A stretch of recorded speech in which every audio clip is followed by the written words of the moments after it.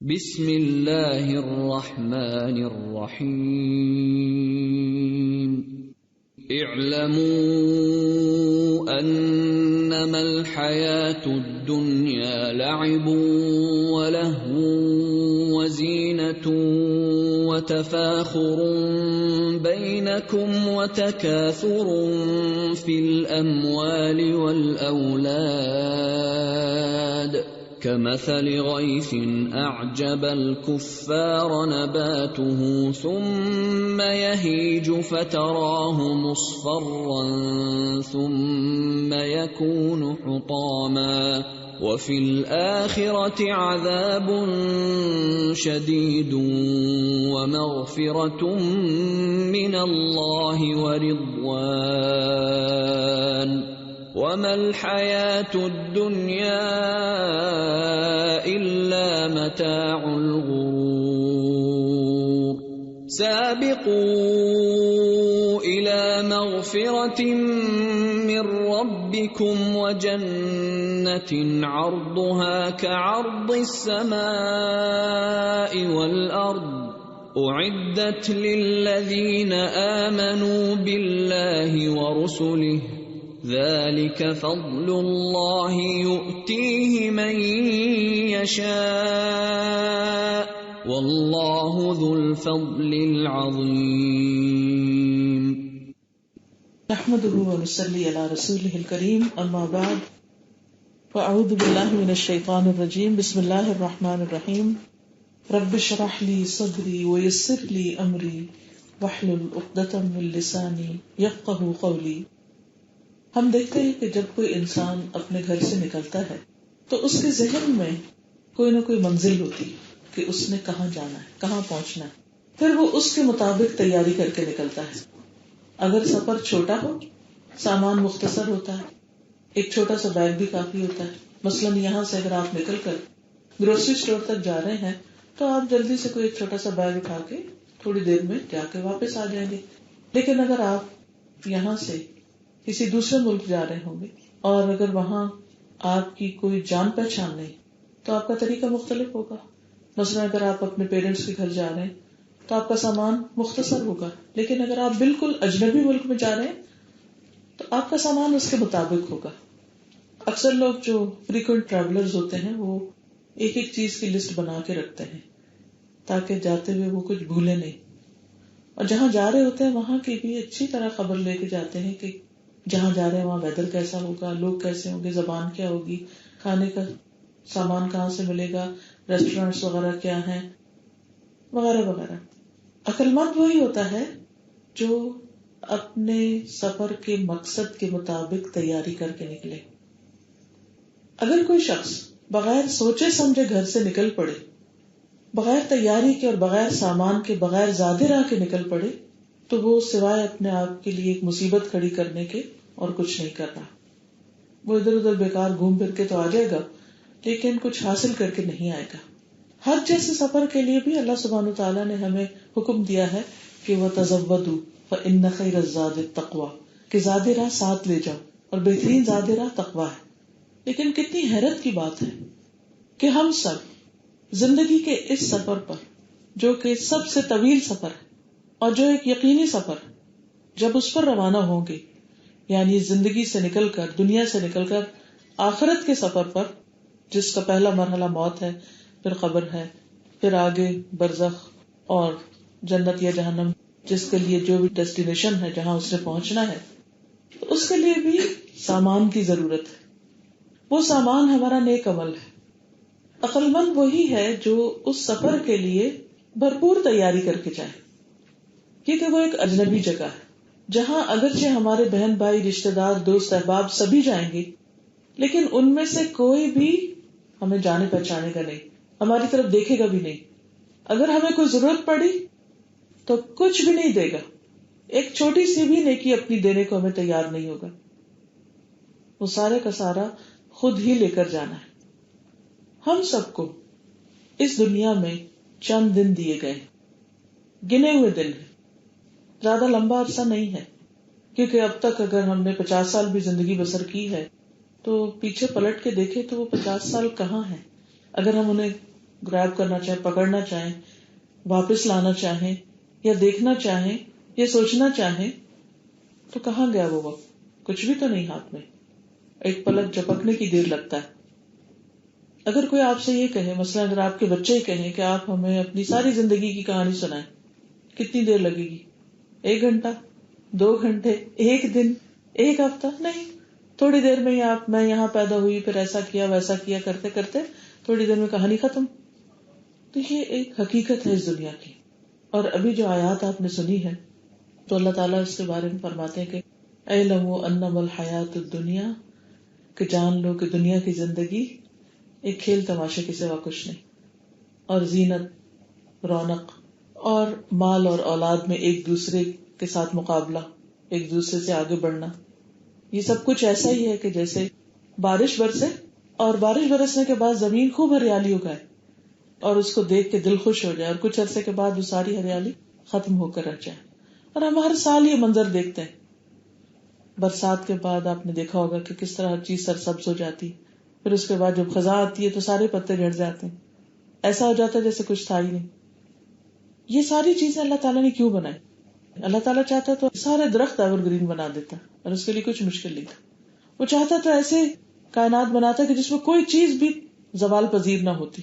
لیکن آپ دیکھیں کہ کوئی چیز ہمارے کنٹرول میں ہے ہی نہیں، نہ اپنا وقت، نہ اپنی زندگی، نہ اپنی صحت، نہ اپنی جوانی، نہ اپنے تعلقات اور رشتے، کہ اگر کوئی ہم سے محبت کرتا ہے تو ہم اس کو روک لیں کہ ہمیشہ ہی کرنی ہے، جب اس چاہے اس کا دل بدل جائے، جب چاہے اس کی نگاہیں پھر جائیں. بچے جن کو ہم اپنا سمجھتے ہیں، ہم سب جانتے ہیں کہ جو بچے بڑے ہو جاتے ہیں تو پھر ان کی اپنی زندگی ہوتی ہے، وہ ماں باپ ان کے لیے ایک بوجھ ہی بن جاتے ہیں کہ جن کے ساتھ پہلے تو تعلق مینٹین رکھنا پڑتا ہے جب تک ضرورت ہوتی، جو ساری ضرورتیں پوری ہو جاتی ہیں تو پھر وہ ایک بوجھ بن جاتے ہیں، ایک برڈن محسوس ہونے لگتا ہے. اسی طرح باقی چیزیں بھی، کوئی بھی چیز آپ کتنا بھی اس کو سنبھال کے رکھیں، کتنے عرصے تک اس کو لے جائیں گے. اگر آپ مختلف چیزوں کو دیکھیں تو سوائے چند ایک چیزوں کے، اور ان میں بھی اتنی چینجز آ چکی. ایک دفعہ کینیڈا میرا جانا ہوا اور وہاں پر کینیڈین راکیز مشہور پہاڑوں کے سلسلے ہیں، تو لوگوں نے اس کی بہت تعریف کی، تو میں نے کہا چلے ہم بھی جا کے دیکھتے ہیں. خیر ہم جب وہاں پر پہنچے تو پہاڑوں کی شکل تھوڑی سی مختلف تھی، ان کے اوپر کچھ دھاریاں سے بنی ہوئی تھی. تو میں نے پوچھا کہ یہ دھاریاں کس وجہ سے ہیں، یہ نشان کس چیز کے ہیں؟ تو نے کہا کہ ایک وقت تھا کہ یہاں پر پانی تھا، اور پھر وہ پانی کی سطح کم ہوتے ہوتے ہوتے ہوتے پانی نیچے اتر گیا اور یہ سارے نشان اپنے چھوڑ گیا. اچھا، اس کا مطلب ہے کہ یہ پہاڑ بھی اس چینج سے نہیں بچے، پہاڑوں میں بھی چینج آئے، کہیں لینڈ سلائڈنگ ہو جاتی ہے، کہیں کچھ ہو جاتا ہے، پھر بڑے بڑے گلیشیئرز پگھل گئے ہیں، دنیا میں بہت سا لینڈسکیپ بدل گیا. ایک اور میوزیم، نیو یارک کے ایک میوزیم میں جانے کا اتفاق ہوا تو وہاں پر انہوں نے ارتھ کے اوپر جو مختلف چینجز گزرے ہیں اس کے مختلف نقشے بنا کے رکھے ہوئے تھے کہ ابتدا میں ہماری زمین ایک ہی ٹکڑا تھی اور اس طرح کا نقشہ ایسا تھا، پھر اس کے بعد مسلسل زلزلے آئے، مختلف چینجز آئیں، اور اس میں بریک آتے آتے کس طرح فاصلے بڑھتے گئے. اور باقی اس دن پہلے دفعہ میں نے غور کیا کہ کس طرح اگر یہ زمین کے بکھرے ہوئے ٹکڑوں کو ان ساروں کو قریب لایا جائے تو پھر وہ ایک ہی چیز بن جاتی ہے. تو یہ ساری چیزیں جو ہیں جن کو ہم دیکھتے ہیں اپنی آنکھوں کے ساتھ کہ ہر چیز کے اندر ایک تبدیلی آ رہی ہوتی ہے، یہ تبدیلی کسی انسان کے بس میں نہیں کہ اس کو کنٹرول کر سکے. جو مستقل ایک لیسن ہے ہمارے لیے، ہم سب کے لیے، کہ we have to face this change in ایوری تھنگ، چاہے ہماری لائف ہو، چاہے ہمارا موسم ہو، چاہے ہماری زندگی ہو، ہمارے بچے ہوں، لوگ ہوں، ہر چیز کے اندر. اصل بات یہ کہ ہوتا اتنے غیر محسوس طریقے سے ہے، اتنے غیر محسوس طریقے سے کہ ہمیں پتہ بھی نہیں چلتا. صبح ہوتی ہے اور ہوتے ہوتے ہوتے شام ہو جاتی ہے، اور پھر صبح ہو جاتی ہے اور پھر شام ہو جاتی ہے، اور یہ سائیکل یوں ہی چلتا جاتا ہے. اور اسی کے اندر ہمارے اندر ایسی چینجز آ جاتی ہیں کہ کہیں ہماری نظر کمزور ہو رہی ہے اور کہیں ہمارے جسم میں کچھ اور چینجز شروع ہو گئی ہیں، اور پھر ہم ریئلائز کرتے ہیں. پہلے ہم کہتے ہیں یہ کیوں ہو گئے، ہم کہتے ہیں ہاں نہیں ہم بیمار ہو گئے. نہیں، بیمار نہیں، وہ ایک پرماننٹ چینج آ چکا ہے آپ کی اپنی فزیکل باڈی کے اندر جس کو آپ نے ریئلائز نہیں کیا، اور آپ کو اس کے اوپر پورا لائف سٹائل چینج ہو گیا. خاص طور پر ایسی بیماریاں جو جان لیوا ہوتی ہیں اس سے انسان کو پورا لائف سٹائل چینج کرنا پڑ جاتا ہے. اور اتنا سلو طریقے سے بعض اوقات، اور بعض اوقات اچانک بھی ہوتا ہے، لیکن وہ اچانک دکھتا ہے لیکن ہوتا اچانک نہیں، وہ پیچھے سے سلسلہ چل ہی رہا ہوتا ہے. عموماً ہم کہتے ہیں جی اچانک ہارٹ اٹیک، اچانک نہیں ہوا، وہ سب کچھ پائل اپ ہو رہا تھا اور ایک دن اس نے برسٹ ہونا تھا، ایک دن اس نے سامنے سرفیس پہ آنا تھا اور وہ آ گیا. تو اسی طرح ہم سب چاہے آزاد ہیں، لیکن اس کے باوجود ہم ایسی لمٹس کے اندر جکڑے ہوئے ہیں کہ ہم اس سسٹم کو چینج نہیں کر سکتے، ہم اس چینج کو چینج نہیں کر سکتے. We have to surrender, we have to submit, we have to cope with it, اور ہمیں اس کے اکارڈنگلی اپنے پلانز بنانے چاہیے. اگر تو اس چینج میں صرف یہ ہوتا کہ ایک چینج آیا پھر دوسرا آیا پھر تیسرا آیا، جیسے آپ نے دیکھا کہ رولر کوسٹر یا وہ جھولے ہوتے ہیں کہ وہ گھوم کے پھر اسی جگہ پہ آگے پھر اسی، فائن، لیکن مسئلہ یہ نہیں نا، بات یہ نہیں، بات یہ ہے کہ اس کے بعد ہمیں آہستہ آہستہ ایک کے بعد ایک سٹیپ، بچپن سے جوانی، جوانی سے بڑھاپا، بڑھاپے سے موت، موت کے بعد برزخ، برزخ کے بعد پھر دوبارہ جی اٹھنا، پھر اللہ کے حضور حساب کے لیے حاضر ہونا، پھر اس کے بعد پل کراس کرنا اور جنت یا جہنم جہاں بھی جانا ہے وہاں پر جانا. ان سارے مرحلوں کے لیے ہمیں پریپیئر کرنا ہے اپنے آپ کو. جس طرح ہم اپنی اس زندگی میں بچپن میں تیاری شروع کر دیتے ہیں جوانی کی، جوانی میں تیاری کرتے ہیں بڑھاپے کی، اور بڑھاپے میں پھر ہم کبھی تو موت کی تیاری کرتے ہیں اور کبھی بڑھاپے میں بھی کچھ لوگ نہیں کر رہے ہوتے کچھ بھی. لیکن کس نے دیکھا کہ بڑھاپا آئے گا؟ اس سے پہلے ہی کسی کو بھی جانا پڑ سکتا ہے. تو اصل پریپریشن جس چیز کی چاہیے وہ ہمارا کل ہے. اس کے لیے اللہ سبحانہ تعالیٰ نے قرآن مجید میں خود ہم سے کہا ہے کہ اے ایمان والو، اللہ سے ڈرو، اور تم میں سے ہر ایک کو چاہیے کہ وہ دیکھے کہ اس نے اپنی کل کے لیے کیا تیار کیا. یعنی وَلْتَنْظُرْ نَفْسٌ مَا قَدَّمَتْ لِغَدٍ وَاتَّقُوا اللَّهَ، ہر شخص کو دیکھنا چاہیے کہ اس نے کل کے لیے کیا کیا، اور اللہ سے ڈرو. پہلے بھی اللہ سے ڈرو، کل کی تیاری کرو، اور اللہ سے ڈرو. دونوں طرف اللہ کا ڈر اور بیچ میں کل کی تیاری کی بات ہے. تو یہ ہم سب سے ریکوائرڈ ہے. یہ نہیں کہ یہ کسی مولوی نے کوئی فلسفہ گھڑ لیا یا کوئی اپنے پاس سے باتیں کر رہا ہے، نہیں. خود قرآن مجید میں اللہ تعالیٰ کا حکم موجود ہے کہ کل کی تیاری کرو، کل پر نظر رکھو کہ کل کیسی آئے گی اور کیسی گزرے گی. اس لیے عقل مند وہ ہے جو آج دیکھے کہ کل اس کو کیا چاہیے. اس کے لیے ہمیں اسی طرح پلان کرنا ہے جس طرح ہم اپنی دنیا کی زندگی میں اپنی اگلی لائف کے لیے، فیوچر لائف کے لیے پلان کرتے ہیں. ایسے ایک عورت ہونے کے حوالے سے آپ نے دیکھا ہوگا کہ لڑکیوں کو جس طرح پڑھاتے ہیں، کرتے ہیں، پھر اس کے بعد ان کو شادی کے لیے تیار کرتے، پھر شادی ہوتی ہے، پھر بچے پیدا ہوتے ہیں، پھر بچوں کی آگے ہوئی سلسلے شروع ہو جاتے ہیں. تو بالکل اسی طرح ہمیں اپنی آخرت کے لیے بھی یہ دیکھنا ہوگا کہ مرتے ہی پہلا مرحلہ کون سا ہے. ٹھیک ہے، فرشتے آئیں گے. ہم دن میں کتنی دفعہ سوچتے ہیں کہ وہ کون سی جگہ ہوگی، وہ میں کہاں بیٹھی ہوں گی کہ اچانک میری نظر پھر جائے گی اور مجھے انسانوں کی جگہ جان لینے والے فرشتے نظر آنے لگیں گے. چاہے اس وقت میرے پاس لوگوں کا ہجوم بھی ہو، لیکن ان میں سے کوئی ایک بھی میرے کسی کام نہیں آئے گا. نہ کوئی ڈاکٹر، نہ کوئی دوست، نہ کوئی رشتہ دار. اس وقت وہی ڈیل کریں گے جن کو اللہ نے اس وقت اپوائنٹ کیا ہوگا، اور وہ موت کے فرشتے. اب موت کے فرشتے جو ہیں قرآن مجید سے ہمیں پتہ چلتا ہے کہ دو طرح کے آتے ہیں. ایک وہ ہیں کہ جو آ کے سلام کرتے ہیں اور آ کے خوشخبری دیتے ہیں کہ اللہ تعالیٰ تم سے راضی ہے. جو ہی یہ خوشخبری ملتی ہے تو مومن کا حال یہ ہو جاتا ہے کہ بس مجھے اب فوراً یہاں سے لے چلو، مجھے اب جانا ہے آگے کہ میرا رب مجھ سے راضی. یا ایتھا النفس المطمئنہ ارجعی الی ربک راضیۃ مرضیہ فادخلی فی عبادی وادخلی جنتی. دوسرا وہ ہے کہ وہ آتے ہیں اور شدت کا معاملہ کرتے ہیں اور مارتے ہیں اور مار کے جان نکالتے ہیں، اور جس طرح کے انسان کے اعمال ہوتے ہیں اسی کے مطابق اس سے ڈیل کر رہے ہوتے ہیں. جو اچھے فرشتے ہوتے ہیں وہ اچھا کفن لے کر آتے ہیں، خوشبودار کفن، اور جس طرح جسم کو کفن پہنایا جاتا ہے ایسے ہی روح بھی کفن میں، ریشمی کفن میں یا اچھے کفن میں لپیٹ کر آسمان کی طرف لے جاتے ہیں. اور جو بدکار انسان کے پاس فرشتے آتے ہیں اس کے پاس وہ بدبودار کفن لے کے آتے ہیں، اور جو وہ ڈیزرو کرتا ہے اس کے مطابق ہی اس کے ساتھ معاملہ کرتے ہیں. اب یہ ڈفرنس کس چیز پر ہوگا؟ ذرا خواب و خیال پر نہیں. جیسی زندگی گزاری ہوگی اسی قسم کی موت آئے گی، اور پھر جیسی موت آئے گی اسی طرح پھر انسان اپنے اگلے انجام کو پہنچے گا.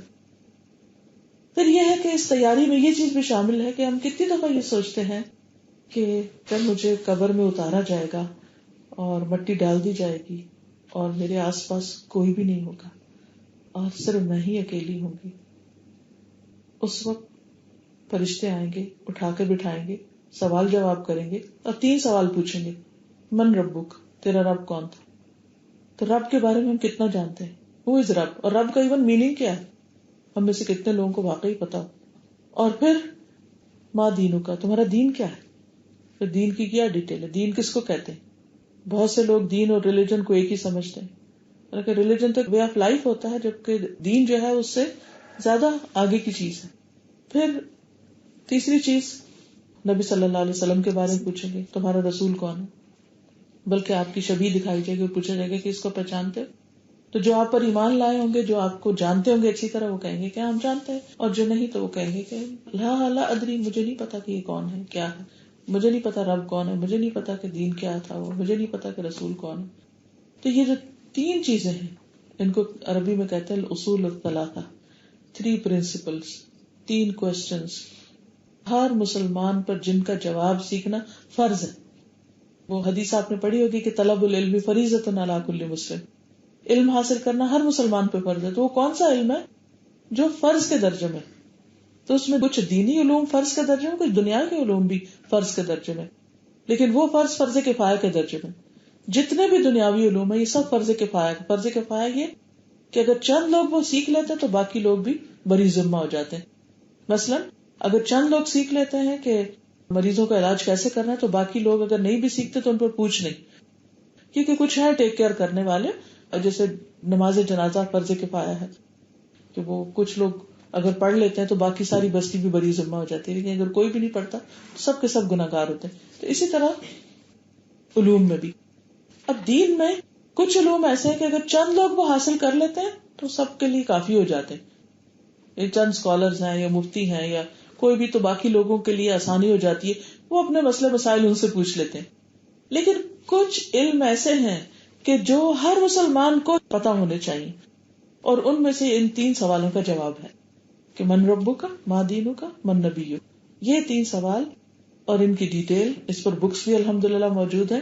اب میں نے دیکھا کہ انگلش میں بھی کتاب موجود ہے، تو اس صورت میں جو انگلش میں کتاب ہے آپ لے کے خود بھی پڑھ سکتے ہیں. اگر کہیں ایسی کلاسز ہو رہی ہیں کہ جہاں پر آپ جا کے سیکھ سکتے ہیں تو ضرور اس کے بارے میں پتہ کیجئے، پلان کیجئے، جانیے اور اس کو جوائن کیجئے. پھر آپ دیکھیے کہ انسان کی اس پریپریشن میں، اپنی آخرت کی تیاری میں، کہ جب یہ مرحلہ طے ہو جائے گا قبر کا کہ سوال جواب سب اچھے ہو گئے، پھر اس کو قیامت تک کے لیے لٹا دیا جائے گا.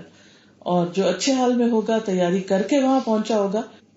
بالکل ایسے ہی کہ اگر آپ کسی ملک میں جانے سے پہلے پتہ کر لیتے ہیں کہ کس ہوٹل میں آپ کو ٹھہرنا ہے اور کس درجے کا ہے، کس لوکیشن میں ہے.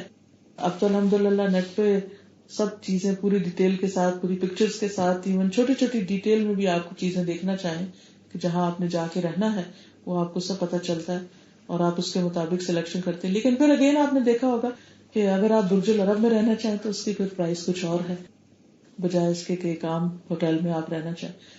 تو دنیا میں بھی فرق ہے اور آخرت میں تو پھر بہت ہی بڑے بڑے فرق ہیں.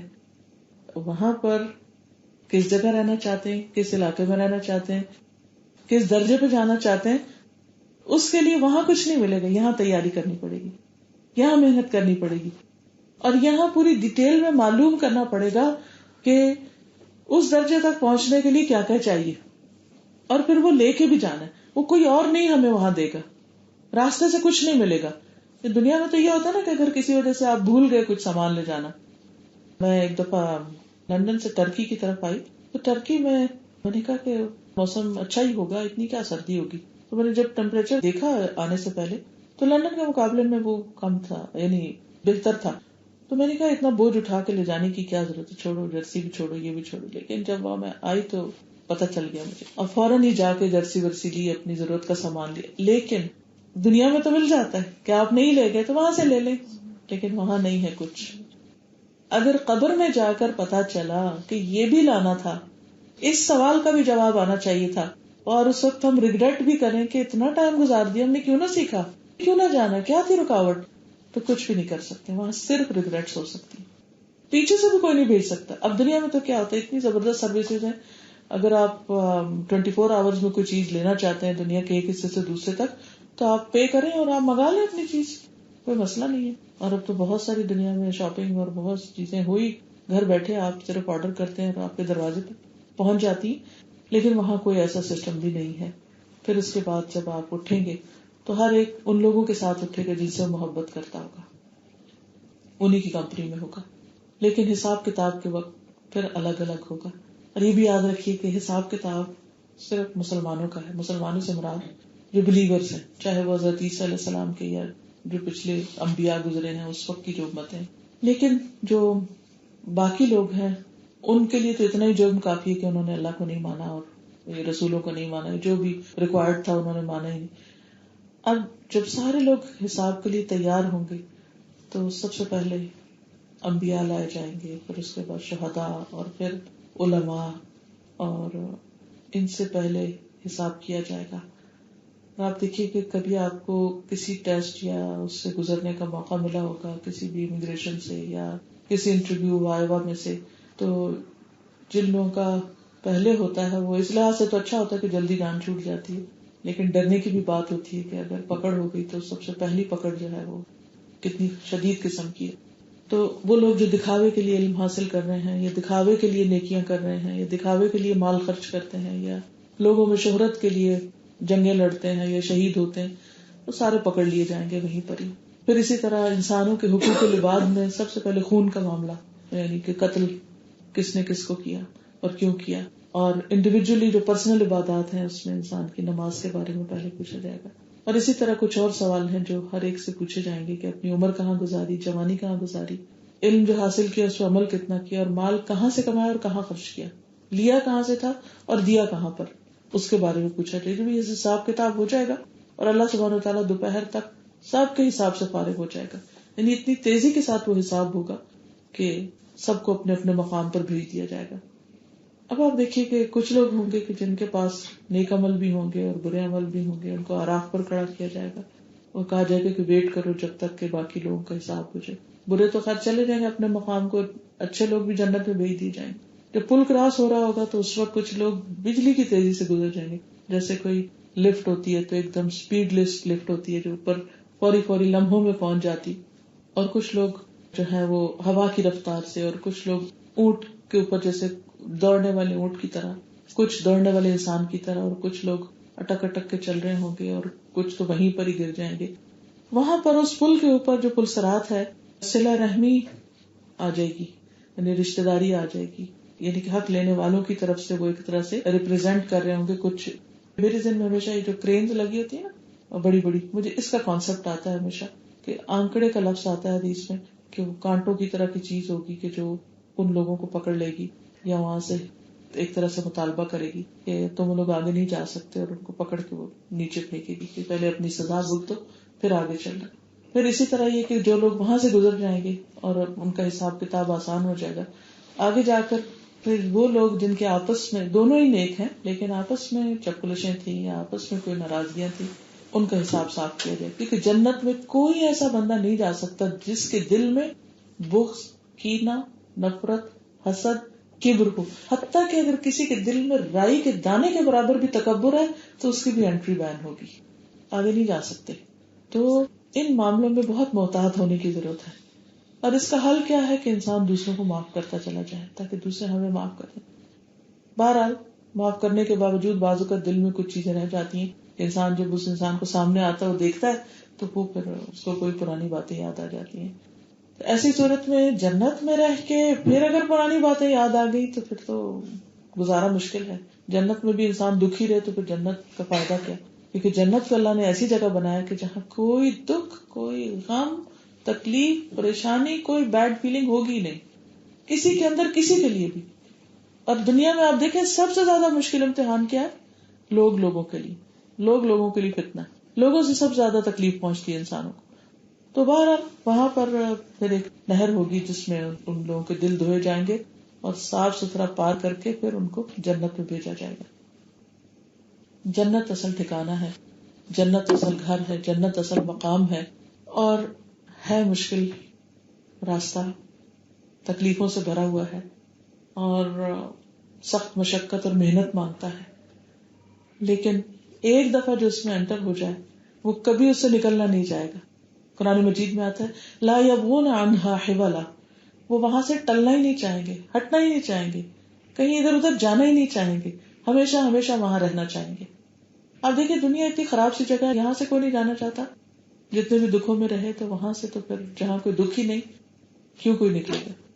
اور پھر ہر روز ایسی ایسی نئی نئی چیزیں ہوں گی کہ انسان کبھی بور نہیں ہوگا.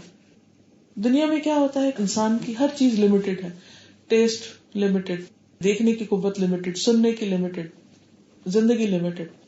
اور جو بھی ہماری نعمتیں، ایک چیز کتنی بھی پسندیدہ اگر 2 سے تیسرے دن کھانی پڑ جائے ہمارا موڈ خراب ہو جاتا ہے کہ روز ہی کھائیں. اسی طرح خوشبو بھی آپ تھوڑی دیر سونگتے رہے تو آپ نیوٹرل ہو جاتا ہے، کچھ بھی باقی نہیں رہتا. باقی چیزیں بھی اسی طرح. لیکن جنت میں انسان کو اتنی طاقت دے دی جائے گی کہ جس میں اگر خوشبو میں ہے تو خوشبو کا احساس ختم نہیں ہوگا، اگر کچھ کھا رہا ہے تو اس کا ٹیسٹ ختم نہیں ہوگا، اگر کچھ پہن رہا ہے تو پہن کے بور نہیں ہوگا.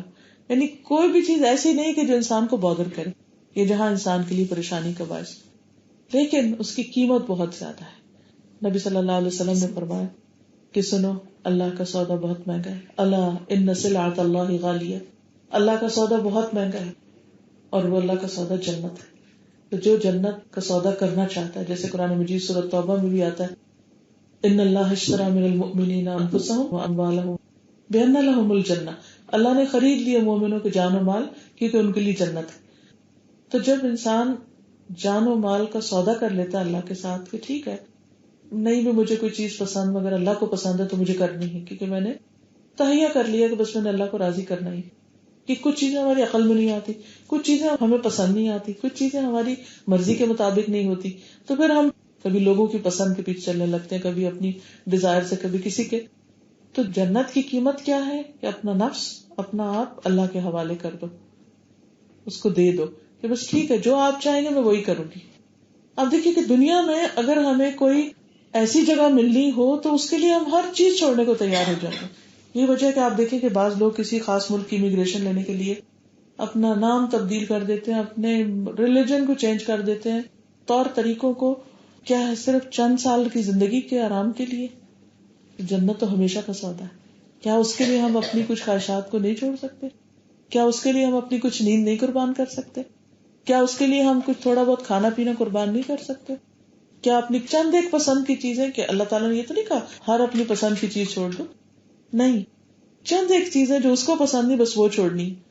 تو جو شخص اس میں سنسیئر ہو جاتا ہے، سچا ہو جاتا ہے کہ ہاں واقعی اس کو وہ مقام چاہیے، تو اس کے لیے پھر کوئی بھی قربانی مشکل نہیں رہتی. اصل بات ہے ارادے کی. سورۃ بنی اسرائیل میں اللہ تعالیٰ فرماتے ہیں من اراد الآخرۃ وسعى لها سعيها وهو مؤمن فأولئك كان سعيهم مشكورا.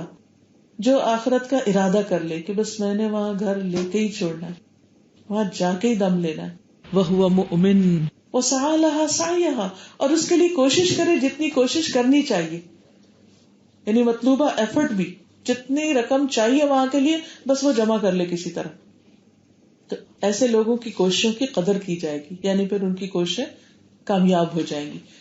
تو اصل بات یہی ہے کہ ہم اس بات کی گریوٹی کو، اس بات کی سنجیدگی کو، اہمیت کو سمجھنے کی کوشش کریں کہ ہمارے لیے اسکیپ کی کوئی جگہ نہیں ہے، کہ ہم کوئی شارٹ کٹ اختیار کریں یا کوئی ادھر ادھر نکل جائیں یا کسی اور کے دامن میں پناہ لے کے وہاں پہنچ جائیں.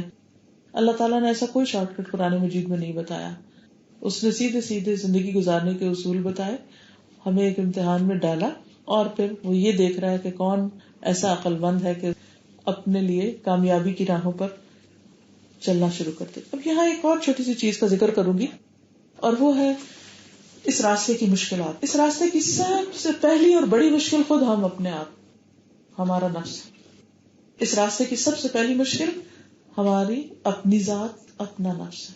اپنا ہی دل نہیں مانتا، کیونکہ ہم کرتے وہ ہیں جو ہمارے دل میں ہوتا ہے. اس لیے دل کا علاج ضروری ہے، کیونکہ ہم دل کے پیچھے چل کے اپنا مستقبل تو نہیں خراب کر سکتے. مثلاً آپ نے اکثر دیکھا کہ بچوں کا ہوم ورک کرنے کو بالکل دل نہیں چاہتا.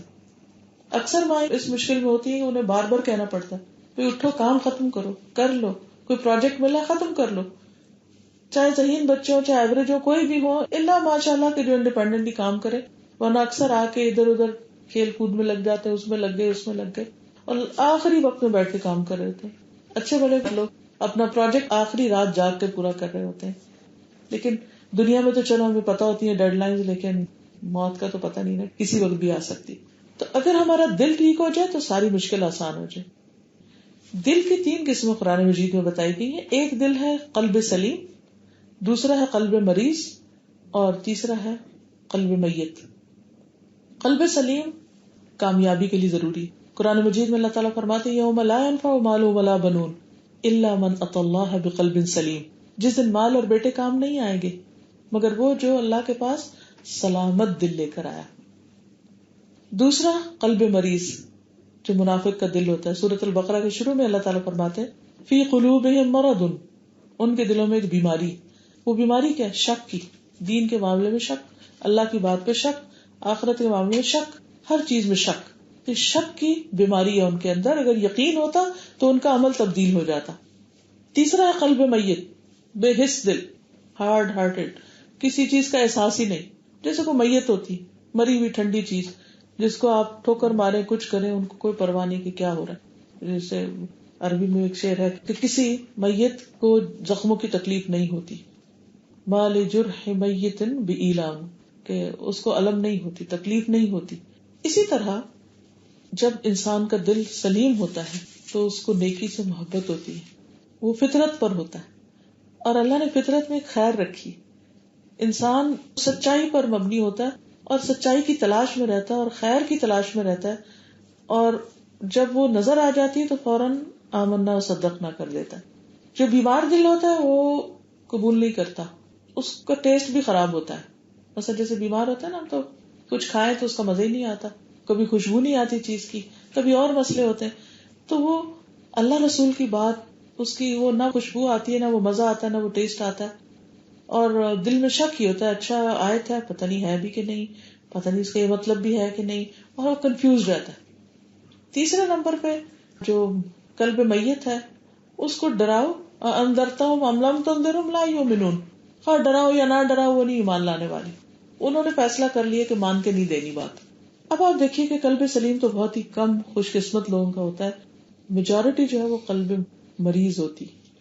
2 طرح کا مرض ہوتا ہے، ایک ہوتا ہے انیشیل سٹیج پہ یہ تھوڑا مرض، اور ایک ہوتا ہے یعنی ریڈ الرٹ کہ جو ہلاک کرنے والا مرض ہوتا ہے۔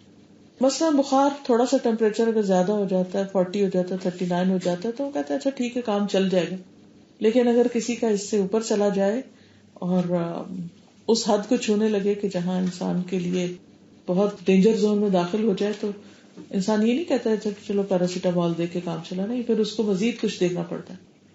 تو اگر ہم کسی بھی بیماری کو 10 پوائنٹس دیں تو ہم میں سے ہر شخص یہ دیکھ سکتا ہے کہ اس کی بیماری کس درجے کی ہے، یعنی 2 پوائنٹ تک ہے، تیسرے پہ ہے، چوتھا، پانچواں۔ بعض اوقات آدھا مریض ہوتا ہے، آدھا ٹھیک ہوتا ہے، یعنی ہر انسان کے اندر کسی نہ کسی طرح کی بیماری تو ہوتی ہے، لیکن کچھ بیماریاں ایسی ہوتی ہیں کہ جن کے ساتھ انسان مینج کر لیتا ہے، چلتا پھرتا رہتا ہے۔ کچھ بیماریاں ایسی ہوتی ہیں کہ اس کو بس کسی کام کا نہیں چھوڑتی۔ بالکل اسی طرح دل کی کچھ بیماریاں ایسی ہوتی ہیں کہ جن کے ساتھ انسان جی لیتا ہے، لیکن کچھ بیماریاں انسان کو ڈپریشن میں مبتلا کر دیتی ہیں، پھر ہر چیز سے انسان کا دل اٹھنے لگتا ہے، پھر اس کو کسی چیز میں خوشی نہیں رہتی، اس کے پاس سب کچھ ہوتا ہے لیکن اس کو کچھ مزہ نہیں آتا، کیونکہ اس دل میں اللہ کی محبت نہیں، اس دل میں وہ خوشی نہیں، کیونکہ اللہ سبحانہ وتعالیٰ کی ذات ہمیشہ سے اور ہمیشہ رہے گی۔ جب اس پر توکل ہوتا ہے، اس پر یقین ہوتا ہے، اس پر ٹرسٹ ہوتا ہے، اس کی عظمت، اس کی طاقت پر بھروسہ ہوتا ہے، تو پھر انسان کو دنیا کا بڑے سے بڑا مشکل کام مشکل نہیں لگتا۔ لیکن یہ سب اس وقت احساسات جاگتے ہیں، پوری طرح فلی فنکشنل ہوتا ہے دل جب وہ قلب سلیم ہوتا ہے، صحت مند دل ہوتا ہے۔ یہ جب بیمار ہوتا ہے تو تھوڑا تھوڑا فنکشن کرتا ہے، کبھی وہ ٹھیک ہو جاتا ہے، کبھی پھر وہ گر جاتا ہے، کبھی اٹھتا ہے، کبھی بیٹھتا ہے۔ تو ہم میں سے ہر ایک کو اپنے اندر جھانک کے دیکھنا چاہیے کہ اس کے دل کی حالت کیا ہے، اور پھر بعض اوقات انسان کا دل پورے کا پورا بھی سلیم ہو جاتا ہے، لیکن پھر ایسی چیزیں بیچ میں آ جاتی ہیں جو دوبارہ اس کو بیمار کرتی ہیں۔ کیونکہ اکثر ایسا ہوتا ہے کہ ہم بڑے اچھے حالت میں ہوتا ہے، کوئی ایک ہوا چلتی ہے تو کوئی وائرس ایسا آ جاتا ہے کہ پڑ جاتے ہیں بیٹھے بیٹھے، پتہ ہی نہیں چلتا، اچانک ہی کچھ تھوڑا بہت شروع ہوتا ہے اور بڑھ جاتا ہے، بعض بیماریاں ایسی ہوتی ہیں جو اندر ہوتی ہیں اور وہ چھپی ہوئی ہوتی ہیں اور ہم نے کبھی اس کا احساس ہی نہیں کیا ہوتا. جیسے کینسر جیسی بیماریاں بعضوں کا کتنی مہلک ہوتی ہیں, لوگوں کو پتہ نہیں چلتا, وہ سمجھتے ایسے ہی بس جسم تھکت وغیرہ ہے, لیکن اچانک پتہ چلتا ہے تیسرے درجے پہ آ چکے ہیں, تو بس چند دن ہی کے مہمان رہ گئے. اس لیے انسان کو ایک تو مکمل اپنا جائزہ لیتے رہنا چاہیے کہ اس کی دل کی حالت کیا ہے, اور اس کی موٹی موٹی باتیں یہ ہیں. کہتے ہیں 3 موقعوں پر اپنے دل کا جائزہ لو. ان میں سے ایک, جب اللہ کا ذکر ہو رہا ہو, تنہائی کا وقت ہو اور قرآن کی مجلس ہو, قرآن پڑھ رہے ہو, تو دل کیسے لگتا ہے یا نہیں لگتا.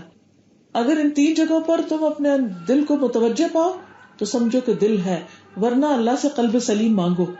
اگر دل نہیں لگتا, تنہائی میں دل نہیں لگتا, اکیلے بہت ہی وحشت اور گھبراہٹ ہوتی ہے, اس کا مطلب بیمار ہے. اسی طرح اگر ذکر کی مجلس اچھی نہیں لگتی, بیمار ہے.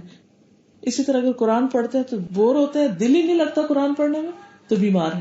تو اس کے پھر انسان جب کوئی یہ ڈائگنوز کر لے کہ بیماری ہے اندر, تو فوراً پھر علاج کے لیے کام کرے. اب علاج کا طریقہ کیا ہوتا ہے کہ ہر بیماری کا جو علاج ہے وہ اس کے بازو کا اپوزٹ جانے میں. مثلا آپ دیکھیے کہ ڈائبٹیز کا علاج کیا, بلڈ پریشر کا علاج کیا, اس میں کچھ چیزیں چھوڑنے کو کہتے ہیں کہ آپ میٹھا نہیں کھا سکتے. کہتے ہیں شوگر کی بیماری ہے تو اس کا بظاہر تو لگتا ہے شوگر اور کھانی چاہیے, لیکن یہ کہ نہیں, شوگر کٹ کرنی پڑے گی.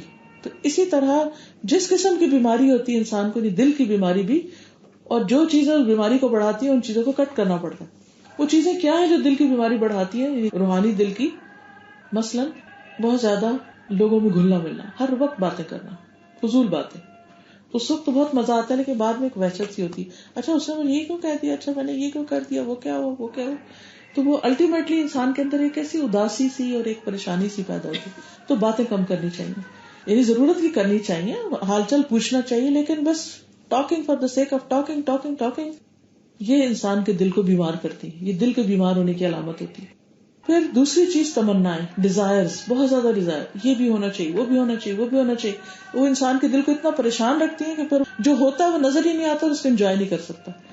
پھر اسی طرح ہر وقت کھانے میں دلچسپی اور بہت پیٹ بھر کے کھانا, یہ بھی انسان کے دل کو سخت کرتا ہے اور دل کی بیماری میں اضافہ کرتا ہے. اسے بہت زیادہ سونا, سوتے رہنا, سستی, لتھارجی, کسی وقت بھی کسی کام میں دل نہیں لگنا, بس نہیں بھی سو رہے, لیٹے میں تو بس لیٹے میں, بس ٹھیک ہے اٹھ جاتے ہیں, اچھا آج کر لیں گے, کل کر لیں گے. اس طرح کی جو کیفیات ہیں ان سے باہر نکلنا چاہیے انسان کو. یہ ساری چیزیں مل کے انسان کے اندر سے عمل کی صلاحیت چھین لیتی ہیں. پھر ایک اور چیز جو دل کو نقصان دیتی ہے وہ شیطان کے وسوسے. یعنی ہماری اپنی خواہشات تو ہوتی ہیں, اور کچھ لائف سٹائل ایسا ہوتا ہے کہ جو انسان کے دل کو بیمار کرتا ہے, اس کے اندر سے ایمان کمزور کر دیتا ہے. اور کچھ شیطان کے وار ہوتے ہیں. شیطان کے جو وار ہیں ان میں سب سے پہلا وار یہ ہوتا ہے وہ انسان سے کفر کی باتیں کرواتا ہے. لیکن اگر کوئی شخص اس سے بچ جاتا ہے, اور وہ چاہے دل میں کوئی ایسی بات آ بھی جو زبان پہ نہیں لاتا, یا وہ مانتا نہیں, کیونکہ وسوسے تو آتے ہیں, ہر ایک کو آتے ہیں. صحابہ کرام کہتے ہیں کہ ہمیں وسوسے آتے ہیں, یا رسول اللہ صلی اللہ علیہ وسلم, بعض اوقات ہمیں ایسا وسوسہ آتا ہے کہ دل چاہتا ہے جل کے کوئلہ ہو جائے, لیکن وہ بات ہمارے اندر نہ آئے, لیکن پھر بھی آ جاتا ہے, کیونکہ شیطان کچھ نہ کچھ ڈالے رکھتا ہے گندگی, اس کو انسان نکالتا ہے کسی بھی طرح, اس سے بچتا ہے. تو پھر وہ انسان کو بدعت پہ لے آتا ہے. بدعت کیا ہوتی ہے کہ دین کے نام پہ وہ کام کرنا جو نہ قرآن میں, نہ سنت میں, نبی صلی اللہ علیہ وسلم نے کیے ہی نہیں, خود ساختہ رسم رواج جینے مرنے پہ. اور یاد رکھیے کہ بدعت جو ہوتی ہے نا وہ عقیدے اور عبادت میں ہوتی ہے, اخلاق اور معاملات میں بدعت نہیں ہوتی. بس اخلاق میں اگر مینرز میں کبھی اوپر نیچے کمی بیشی کو اور ہم کچھ سیکھ لیں, پڑھ لیں, تو وہ بدعت نہیں ہوتا. عبادت میں کیا ہے کہ جیسے نماز کی 4 رکعت ہے تو 4 ہی پڑھنی, 5ویں نہیں کر سکتے. اسی طرح اللہ کا ذکر کرنے کے جو طریقے نبی صلی اللہ علیہ وسلم نے سکھائے, اگر خود ساختہ کوئی ایجاد کر لیں گے تو وہ پھر بدعت میں آ جائے. اور بھی کافی تفصیلات ہیں اس میں. کسی ایسے کام کو عبادت سمجھ کے کرنا جو آپ کو کہا نہیں گیا, یہ تو دین میں ایڈیشن ہو جاتی. کلو بدعت ضلالہ کلو ضلالۃ فی النار, ایسی چیزیں دین سے دور لے جاتی, فرض چھڑا دیتی ہیں اور چیزوں میں بندہ پڑ جاتا ہے. جب وہ شیطان دیکھتا ہے کہ یہ تو بہت ہی کانشیس ہے اور کوئی فالتو کام نہیں کرتا, تو پھر وہ اس کو کبیرہ گناہوں کی طرف لاتا ہے. اچھا کبیرہ گناہوں میں کچھ تو ایسے ہیں جو ہمیں اچھی طرح پتہ ہے کہ یہ بڑے بڑے گناہ ہے, زنا ہے, شراب ہے, توبہ استغفار, اس چیز پاس نہیں جانا. لیکن غیبت جو زنا سے بھی بدتر ہے, اس سے وہ مشکل بچتے ہی نہیں ہے کہ کچھ نہ کچھ کہہ ہی دیتے ہیں. پھر ماں باپ کی نافرمانی, ان کو ستانا ہے کبیرہ گناہ ہے, کوئی اس کا پرواہ نہیں کرتا. آپ دیکھیں چھوٹے چھوٹے بچے بدتمیزی کر رہے ہوتے ہیں اور اتنی ان کی اٹھانی اس غلط کام پہ ہو رہی ہوتی ہے. پھر اسی طرح اچھے بھلے لوگوں کے بارے میں بدگمانی کرنا، کسی پہ الزام لگانا، کسی عورت پہ تہمت لگانا، یہ سب کبیرہ گناہ ہے۔ جب انسان اللہ سے ڈرنے لگتا ہے تو وہ اپنی زبان بند رکھتا ہے اور ایسی چیزوں سے بچتا ہے۔ شیطان دیکھتا ہے کہ یہ تو میرے ہاتھ سے نکل گیا، پھر وہ صغیرہ گناہوں میں ڈلواتا ہے۔ وہ کہتا ہے یہ تو چھوٹی سی بات ہے، یہ کرنے سے کیا بگڑ جائے گا، یہ تو کر لو۔ اور چھوٹے کرتے کرتے وہ ایک بڑا کبیرہ گناہ ایک طرف، اور چھوٹے چھوٹے اس سے بھی بڑا سائز ہو جاتے ہیں۔ پھر جب انسان کو اور اللہ کا ڈر آتا ہے تو کہتا ہے نہیں بھائی، اللہ کو پسند ہے مجھے نہیں کرنا، چاہے چھوٹا سا ہے لیکن مجھے یہ بھی نہیں کرنا، مجھے اچھا لگتا ہے کہ میں یہ بھی چھوڑ دوں۔ جسے آپ دیکھیں نا کہ جو لوگ ڈائٹنگ کرتے ہیں تو وہ پھر مکمل پرہیز کرتے ہیں، یہ تھوڑی کرتے ہیں کہ اچھا بڑا میل نہیں کھانا لیکن چھوٹا چھوٹا سارا دن کھائے رکھو، جو بھی دل میں آئے یا جو سامنے آئے وہ کھا لو، نہیں، وہ سارا بچنا پڑتا ہے۔ پھر اس کے بعد آپ دیکھیے کہ جب وہ شیطان یہ دیکھتا ہے کہ اچھا یہ تو چھوٹے گناہوں سے بچنے لگ گیا، پھر وہ آتا ہے تو وہ انسان سے غیر اہم، لیس امپورٹنٹ کام کراتا ہے۔ مثلاً ایک دن میں آپ کئی کام کر سکتے ہیں لیکن وہ کہتا ہے ایک جو کر لیا دوسرا کیا کرنا۔ مثلاً حضرت ابو بکر رضی اللہ تعالیٰ عنہ تھے کہ ایک دفعہ آپ نے فرمایا کہ لوگوں میں کچھ ایسے بھی ہوں گے کہ جو جنت کے ہر دروازے سے بلائے جائیں گے۔ ویسے تو ہر شخص ایک دروازے سے بلایا جائے گا جس میں وہ سب سے آگے ہوگا، تو لوگوں نے کہا کہ وہ کون ہوگا؟ تو آپ نے فرمایا جیسے ابو بکر۔ تو ان کو بڑی حیرت تھی کہ یہ کیوں ہر دروازے سے بلائے جائیں گے؟ اچھا، تو آپ نے پوچھا مجلس میں کہ آج روزہ کس نے رکھا؟ تو انہوں نے کہا کہ میں نے رکھا ہوا ہے۔ اچھا، آج جنازہ کس نے پڑھا؟ کہ مجھے پتا چلا تو فلاں فوت ہو گئے تو پڑھ کے آئے۔ اچھا، آج عیادت کس نے کی مریض کی؟ تو انہوں نے کہا کہ میں نماز کے لیے آ رہا تھا تو راستے میں کسی بیمار کا پتا چلا تو میں نے کہا حال پوچھتا جاؤں۔ اچھا، آج صدقہ کس نے کیا؟ انہوں نے کہا میں نے کیا۔ یعنی آپ نے جتنی بھی باتیں پوچھی ان سب پہ انہوں نے کہا کہ میں نے کیا۔ اب آپ دیکھیے کہ ایسا نہیں تھا کہ وہ بہت ہی ایکسیپشنل کیس تھے، it's a matter of care, ایک شوق کہ مجھے کرنا ہے، ارادہ کر لے انسان۔ نیکی کی کتنی اپرچونٹیز ہوتی ہیں، لیکن ہم کہتے ہیں آج روزہ جو رکھا ہوا تو آج 100 کے دن گزارنا ہے، باقی کام کیا کرنے، روزہ جو رکھ لیے۔ یا صدقہ خیرات کے اللہ نے اگر ہم کو توفیق دی، ہم چیریٹی کے بہت سے کام کرتے ہیں تو ہم کہتے ہیں نماز کیا پڑھنی، چیریٹی بہت ہے۔ کچھ لوگ نمازیں بڑی پڑھ لیتے ہیں تو وہ کہتے ہیں چیریٹی کیا کرنی ہے، ہماری نمازیں کافی ہیں۔ تو یہ شیطانی وسوسے ہوتے ہیں جو انسان کو بس ایک کام پہ لگا دیتے ہیں اور باقی کام اس سے چھڑا دیتے ہیں۔ پھر آپ دیکھیے کہ جب شیطان دیکھتا ہے کہ نہیں یہ بڑا سمجھدار ہو گیا یہ شخص تو، اور یہ تو اپنے کیلکولیٹڈ رکھتا ہے کہ مجھے تو ایک نہیں جتنے بھی میرے پاس توفیق ہے میں اتنے کام کروں، تو پھر وہ اس کو کمزور کرنے کے لیے پریشان رکھنا شروع کرتا ہے۔ پریشان کیسے رکھتا ہے کہ جو اس کے بہت قریبی لوگ ہوتے ہیں ان کے دلوں میں جا کے اس کے خلاف وسوسے ڈالتا ہے۔ ہسبینڈ ہو سکتا ہے، بچے ہو سکتے ہیں، دوست ہو سکتے ہیں، گھر کے کام کاج کرنے والی ہو سکتے ہیں، میڈز ہو سکتے ہیں، کوئی بھی ہو سکتے ہیں، اور ان کے ذریعے وہ اس کو پریشان کرتا، غمگین کرتا۔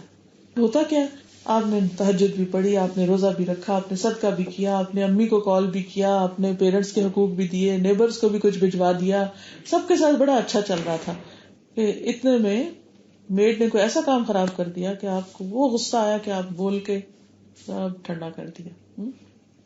اب اس موقع پر ٹیمپر لوز کر دینا بعض اوقات ساری نیکیوں کو برباد کر دیتا ہے، بڑے بڑے کاموں کو زیرو کر دیتا ہے، کیونکہ یہ سخت قسم کا ٹیسٹ ہوتا ہے اور شیطان اس طریقے سے ہمارے اوپر حملہ ہو رہا ہے اور پاگل کر دیتا ہے۔ بعض اوقات جب کر بیٹھتے ہیں پھر کہتے ہیں یہ کیا ہوا۔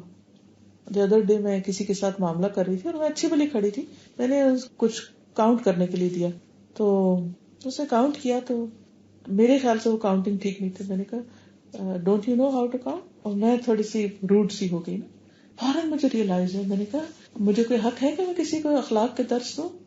اگر میں اس موقع پر بے صبری ہو کر میں یہ بھی تو پوچھ سکتی تھی کہ آپ دوبارہ کاؤنٹ کریں، آپ کی کاؤنٹنگ ٹھیک نہیں۔ مجھے کس نے یہ حق دیا کہ میں اس قسم کے الفاظ اختیار کروں؟ تو پھر بعد میں تھوڑی سی مجھے جب ہوش آئی تو میں نے سوری کیا کہ ریئلی سوری، میری مسٹیک ہے۔ تو جا کے میرا ضمیر تھوڑا چین میں آیا کہ معافی مانگ کے میں ہٹ رہی ہوں یہاں سے۔ لیکن ایسا وار ہوتا ہے کہ انسان کو اس وقت بھول ہی جاتا ہے، آؤٹ آف بلو پتہ نہیں کہاں سے کوئی چیز آ جاتی ہے کہ انسان اس وقت کبھی جذبات میں آ جاتا ہے، کبھی غصے میں آ جاتا ہے، کبھی کوئی اور حکم لگا دیتا ہے، کبھی ججمنٹل ہو جاتا ہے۔ ہاں وہ میں تمہیں بتاتی ہوں، فلاں تو ایسا ہی، اس نے تو مجھے پہلے سے پتا تھا وہ یہی کرے گا تمہارے ساتھ۔ بھائی مجھے کہاں سے پتا تھا؟ کیا میں عالم الغیب ہوں؟ میری کیا اتھارٹی؟ لیکن ہم ازیوم کرتے رہتے ہیں نا اور پھر ایک دن آ کے بول بھی دیتے ہیں جو assumptions ہوتی ہیں ہماری, اور پھر ہم ریئلائز بھی نہیں کرتے کہ ہم نے ناحق کسی کے اوپر بات کر دی ہے. تو یہ اس قسم کی جو سچویشنز میں ہم پڑ جاتے ہیں اور ان میں ہمارے جو ریئیکشنز ہوتے ہیں بعض اوقات وہ غلط ہوتے ہیں, اور یہ ایک شیطان کا اتنا سخت وار ہوتا ہے. اور پھر بعض اوقات آپ دیکھیں گے کہ بلا وجہ ہی بچہ ضد کرے جا رہا ہے, کوئی وجہ ہی نہیں. اچھا بلا شوہر ساری زندگی ٹھیک رہا, اور اب پتہ نہیں اس کو کیا ہو گیا, ایک دم اس کو غصہ آنے لگ گیا روز, اور آپ کو بھی جواب میں غصہ آنے لگ گیا. آپ کی امی جو ساری زندگی آپ کے ساتھ محبت اور مہربانی کرتی رہی, پتہ نہیں ان کو کیا ہو گیا کہ وہ آپ سے ناراض رہنے لگ گئی, کس نے ان کے کان بھر دیے آپ کے خلاف. ہوتا پتہ کیا ہے, ان پیاروں کا غصہ انسان نہیں دیکھ سکتا. محبت کرنے والی ہستیوں کے اندر جب ذرا بھی چینج دیکھتا نا تو انسان بہت اپسیٹ ہو جاتا ہے. ہم کہتے ہیں کہ ہسبینڈ کی نظر ادھر سے ادھر ہو, قیامت. ماں کی نظر ذرا سی بھی, ماں کی توجہ ادھر سے ادھر ہو, نو نو نو نو وے, یہ نہیں ہو سکتا زندگی میں. ہم نے تو ساری زندگی ان کی محبتیں کمائی اور اب یہ ہمارے ہاتھ سے وغیرہ وغیرہ. لیکن ہم یہ بھول جاتے ہیں کہ یہ دراصل شیطان ہے جو ہمیں یہ اس طرح دکھا رہا ہے اور ان کے اندر یہ چیز لا رہا ہے تاکہ یہ ایسا الجھے کہ کسی کام کے نہ رہے, بیکار ہو جائے. اب آپ دیکھیے کہ جب آپ رات سونے لگے اور آپ کو کوئی ایسا خیال وسوسہ آ گیا کہ آپ کی تو نیند ہی اڑ گئی, تو نتیجہ کیا ہوگا؟ صبح تہجد پہ کیسے اٹھیں گے؟ اور اگر اٹھے بھی تو آپ کے پڑھنے میں کوئی وہ جان ہی نہیں ہوگی. پھر وہ کچھ ایسی چیز کرائے گا کہ کوئی اور نیکی چھٹ جائے گی, کوئی اور ہاتھ سے چھٹ جائے گی. پھر ہم آخر میں کہیں گے میں تو پوری نہیں پڑتی, میں تو کر ہی نہیں سکتی, میں تو اپنے آپ سے فیڈ اپ ہو گئی ہوں. اتنا کرتے ہیں اور پھر ایک دن بات کر رہے, کیا فائدہ کچھ کرنے کا, کرنا ہی نہیں چاہیے. تو یہ جو کیفیت ہوتی ہے وہ تو شیطان کو مقصد میں کامیاب کرتی ہے ہم نے, کہ کرنا ہی نہیں چاہیے. یہ تو حل نہیں ہے, کیے بغیر کیسے پہنچیں گے منزل, یہ تو ساتھ لے کے ہی جانا ہے, اس کی تو ضرورت ہے ہمیں, اس کے بغیر تو ہم نہیں جی سکتے. تو جیسا بھی ہے کچھ نہ کچھ کرنا تو ہے ہی. تو دس life is a big big test, it's not easy.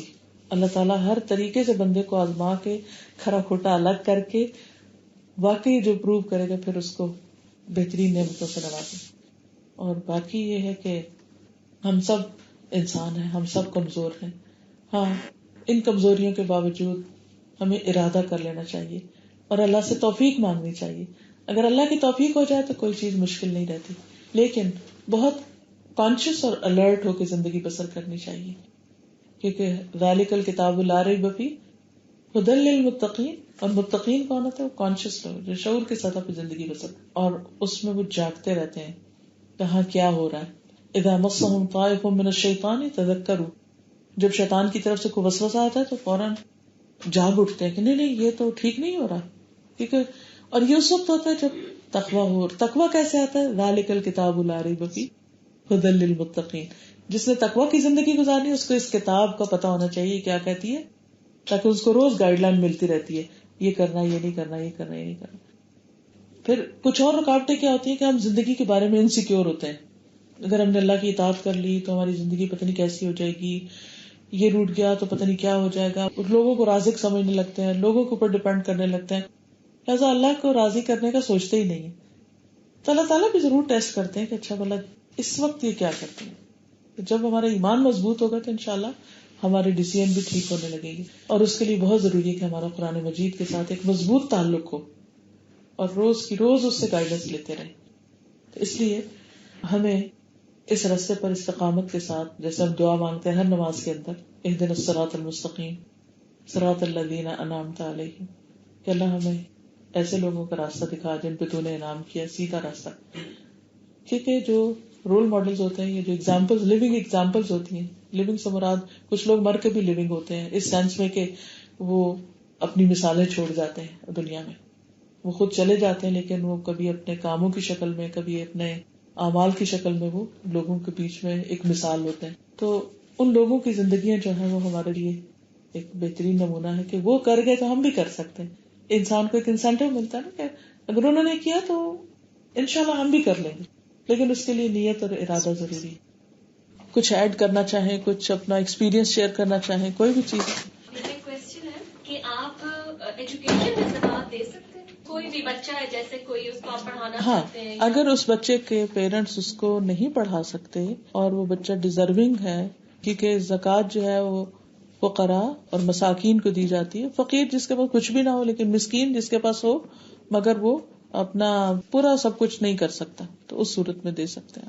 یتیم ہو، پیرنٹس کے پاس صرف اتنا ہے کہ کوئی سیونگ نہیں ہے لیکن بچہ بریلینٹ ہے، اس کو آگے بڑھنا چاہیے تو اس صورت میں دے سکتے ہیں. نیت جو ہے انسان کرتا تو ہے پر وہ بدلتی رہتی ہے، وہ بس جو ہی خیال آئے تو پھر واپس پلٹ لے. اچھا جی تو وہ غلط تو نہیں ہو جاتی ہے؟ نہیں، اللہ تعالیٰ اس ایفرٹ کا بھی اجر دیں گے کیونکہ من اراد الآخرہ، جو آخرت کی نیت سے کچھ کرتا ہے اس کا ارادہ کرتا ہے لیکن بیچ میں شیطان خلل ڈالتا ہے تو پھر واپس انسان اپنی نیت ٹھیک کر لے. جنوری ہے تو دسمبر یہ سب گزرا جس میں کرسمس اور اس کے اوپر بہت ہمیں ای میل آتے رہے، ٹیکسٹ میسج بھی اگر آپ بھیجیں گے تو اس کا مطلب یہ ہوا کہ آپ نے یہ مان لیا کہ یہ جیسس کرائسٹ کی برتھ ڈے اور یہ کہ وہ گاڈ ہے اور آپ نے شرک کر لیا. تو نیت اگر یہ نہیں تھی کیسے یہ ہو سکتا ہے کہ پھر آپ نے شرک کر دیکھیے لیا؟ دو چیزیں ہوتی ہیں نا، ایک ہوتا ہے ایکشن اور ایک ہوتی ہے نیت. ایکشن جو ہے وہ نبی صلی اللہ علیہ وسلم کے طریقے پر ہونا چاہیے اور نیت جو ہے وہ آپ کی اللہ کی رضا کے لیے ہونی چاہیے کہ کوئی بھی کام آپ نے اللہ کو راضی کرنے کے لیے کرنا ہے. اب اس موقع پر آپ کسی کو ایسا ٹیکسٹ میسج بھیج رہے ہیں جس میں ان کی عید کی مبارک ہے تو ہم دو طرح چیک کریں گے. نمبر ایک یہ کہ کیا یہ کام میرا اللہ کی رضا کے لیے ہے، اللہ کو راضی کرنا اس کا مقصد ہے.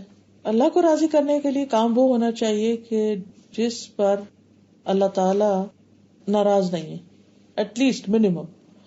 اچھا کرسمس کا کانسیپٹ کیا ہے؟ جیسس کرائسٹ پیدا ہوئے. جیسس کرائسٹ کو کیا سمجھتے ہیں؟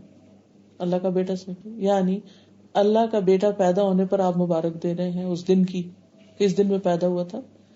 تو اللہ تعالیٰ تو قرآن مجید میں سورۃ مریم میں اگر آپ پڑھیں تو واضح طور پر آتا ہے تکاد السماوات یتفطرن منہ، قریب ہے کہ آسمان پھٹ پڑے، وتنشق الارض، زمین شک ہو جائے، وتخر الجبال ہدا، پہاڑ ٹوٹ کے بھربھرے ہو کے گر پڑے، ان دعوا للرحمن ولدا، کہ انہوں نے رحمان کا بیٹا پکارا. یہ کہنا بھی اللہ تعالیٰ کو اتنا شدید ناراض کرتا ہے، اتنا شدید اللہ تعالیٰ غضبناک ہوتے ہیں اس بات پہ. تو یہ کانسیپٹ تو ایک طرف. دوسرا یہ کہ سنت میں ہم دیکھیں گے کہ ایسے موقع پر ظاہرہ نبی صلی اللہ علیہ وسلم مدینہ میں رہے جہاں جیوز بھی تھے، پھر آپ کے پاس کرسچن وقت بھی آیا. کیا آپ نے ان کو کوئی ایسے میسجز بھیجے؟ کہیں کوئی دلیل ہے؟ کوئی بھی ایسی چیز نہیں ہے. تو اس صورت میں ہمیں ایسے کاموں سے بچنا چاہیے کہ جس کا ہماری دین میں کوئی اصل نہیں ہے. It's not just simple matter. آپ اگر ان کی برتھ ڈے ہے جس دن وہ خود پیدا ہوئے، اگر آپ کی کوئی کرسچن فرینڈ ہے اس کی برتھ ڈے پر اگر آپ اس کو کوئی میسج لکھ کے بھیج دیتی ہیں دعا کا، کوئی بات نہیں. لیکن کیونکہ اس میں کوئی عقیدہ وغیرہ نہیں ہے، وہ ایک خیر سگالی کی بات ہے. لیکن اس کے اندر ایک پوری فلسفی ہے. آپ کو معلوم ہے جس دن کرسمس ہوتی ہے اس دن آپ کوئی کسی بھی چینل پر کسی بھی جو چرچ کا کوئی آپ سرمن لگا کے سن لیں وہ کیا کہہ رہے ہوتے ہیں. جیسے ہم بھی عید پر کچھ مطلب بڑی عید پر حضرت ابراہیم کی کہانی سناتے ہیں اور چھوٹی عید پر بھی اب کچھ نہ کچھ باتیں کرتے ہیں، تو یعنی اس دن کی سگنیفیکینس کیا ہے تو اس کے حساب سے ہم پھر ایکشن کریں. ہمیں پھر ان کو سمجھا دینا چاہیے کیونکہ وہ جو ہمیں عید پہ بھیجتے ہیں ٹیکسٹ، تو پھر ہم تو نیت جو تھی یہ بالکل خدا کو ناراض کرنے کی نہیں تھی، بلکہ یہ بتانا تھا کہ مسلمان بھی تھوڑا سا نہیں، وہ اس دن ضروری نہیں کہ اسی عید پر، آپ کسی اور موقع جیسے میں نے کہا نا کہ آپ ان کی اپنی برتھ ڈے پہ بھیج دیں، کسی اور ٹائم پہ بھیج دیں. تو پھر آپ یہ نیو ایئر وغیرہ جس طرح ہم اس کو سیلیبریٹ کرتے ہیں وہ ایک پورا کمرشلائز ہو گیا وہ سب کچھ. That's something else. اگر ہم صرف یہ کہیں کہ اللہ کرے تمہارا یہ سال بہت اچھا گزرے، سو واٹ، اس سے بڑی بات نہیں ہے. لیکن کچھ چیزوں کے ساتھ عقیدہ وابستہ ہے، جیسے میں نے کہا نا بدعت جو ہے عقیدے اور عبادت میں ہے، لیکن عام روزمرہ زندگی کے جو ہمارے میل ملاقات کے طریقے، کپڑا پہننے کا طریقہ، ان میں نہیں. عقیدہ کے اوپر میرے لیکچرز ہیں، ابھی ریسنٹلی اپلوڈ ہوئے ہیں. اگر وہ ساری سیریز آپ سن لیں ایک ایک کر کے تو انشاءاللہ اللہ پر ایمان اور پھر آخرت اور یہ ان کو بہت ڈیٹیل میں نے دلائل کے ساتھ مختلف ریفرنسز کے ساتھ کیا ہوا. تو عقیدہ کے نام سے ویب سائٹ پہ مل جائے گا آپ کو انشاءاللہ. ٹیکسٹ آنی شروع ہوگی کہ بقرہ عید پہ قربانی صرف وہ کرتے ہیں جو حج کر رہے ہوتے ہیں، تو جو لوگ نہیں حج پہ گئے ہوئے ان کے لیے قربانی کہیں نہیں ہے. اسی کو بدعت کہتے ہیں. کہاں پہ ریلیونٹ ملے گا ہمیں؟ دیکھیے اگر آپ قربانی سے متعلق کوئی بھی حدیث کی میجر بک پڑھیں گے نا، جیسے الہدا کا ہی پیمفلیٹ چھپا ہوا، اس میں ہم نے صحیح ریفرنس کے ساتھ چیزیں لکھی ہوئی ہیں. اس میں یہ حدیث کوٹ کی ہوئی آپ کو ملے گی کہ نبی صلی اللہ علیہ وسلم مدینہ میں 10 سال رہے اور ہر سال قربانی کرتے رہے. ٹھیک ہے، حج تو آپ نے ایک ہی کیا تھا تو باقی سالوں میں آپ نے کیوں قربانی کی؟ صحابہ نے پوچھا کہ ما هذه الاضاحی، یہ قربانیاں کیا ہیں؟ آپ نے فرمایا ملت ابینا ابراہیم، ہمارے باپ ابراہیم کا طریقہ ہے، تو ہم اس سنت کو فالو کرتے ہیں. یہ سنت ابراہیمی ہے قربانی جو. ایک اور سوال تھا، کسی نے پوچھا کہ ان کے جو میاں ہیں وہ کام کرتے ہیں، اس میں ان کا جو بڑا بزنس ہے اس میں وہ شراب بھی بیچتے ہیں، تو وہ پوچھ رہی جیسے کہ ہم نیک عمل کرتے ہیں تو وہ قبولیت اللہ پہ ہے، تو وہ اس کے لیے کیا کر سکتی ہے؟ تو وہ اگر عمرے پہ جاتی ہیں یا حج پہ جاتی ہیں تو how does that affect her because obviously she's dependent on him. بس وہ نیت کر لیں کہ جو اس میں سے حلال کیسا، اگر تو پیورلی سارا ہی بزنس یہی ہے پھر تو ٹھیک نہیں ہے، لیکن اگر کچھ حلال ہے کچھ حرام ہے، تو یہ اکثر مسئلہ ہوتا تھا کہ کسی کے گھر گئے ہیں، مکس چیزیں ہیں، کیا کیا جائے. تو اس میں جو مجھے فائنل چیز جو پتہ چلی تھی وہ یہی کہ اس میں سے جو حلال ہے وہ انشاءاللہ مہمان کی طرف، اور بیوی اور بچے جن کا اپنا کوئی اس میں نیت ارادہ نہیں ہے اس پہ جائے گا، اور غلط کام کرنے والا خود ذمہ دار ہوگا باقی چیز کا. اور اس میں ان کی اپنی لیونگ بھی بیچ میں آ جاتی ہے. جی بس اس میں ایک ضرورت کے مطابق لیں. ایک کوسچن کہ جیسے آپ حج کا ارادہ کرتے ہیں اور اگر میاں بینکر ہے تو اس کی کمائی سے حج ہو سکتا ہے یا نہیں؟ حج تو اپنے مال سے ہوتا ہے ویسے بھی، تو عورت کے پاس اپنا مال، فرض اسی پہ ہے. ہاں اکثر چاہتے تو اسی کے پیسے سے ہیں، لیکن یہ کہ فرض نہیں ہے آپ کے اوپر نا، اگر آپ کے پاس اپنا مال نہیں، فرض نہیں ہے. اس کے ساتھ ہی میں اجازت چاہتی ہوں، اللہ تعالیٰ سے دعا ہے کہ وہ ہمیں باعمل بنائے. وآخر دعوانا الحمد للہ رب العالمین. سبحانک اللہم وبحمدک اشہد ان لا الہ الا انت استغفرک واتوب الیک.